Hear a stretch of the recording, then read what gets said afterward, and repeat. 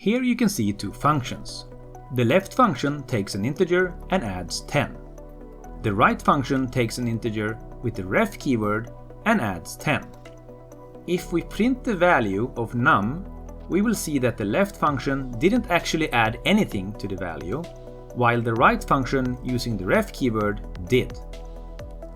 The reason is, if you send an integer to a function as a value, that value is copied. So any change you make to this variable will only change the copy, and will only live within this function. So once this function ends and you exit the function scope, the variable is lost. But if you're using the ref keyword, you're sending a reference to the variable, meaning the original variable is being used when the value is set.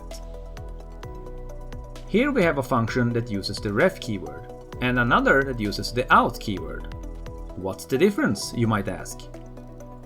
One difference is that you have to assign a value to the variable you're using with the ref keyword, but it's not required with the out keyword. But on the other hand, the out keyword requires you to set the out parameter in the function. And you cannot use the out parameter before it has been set, which explains why you don't have to set the out variable beforehand, because you can't use it anyway.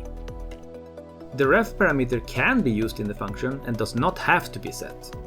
Which means with the ref keyword you can pass data in and out, and with the out keyword you can only pass data out.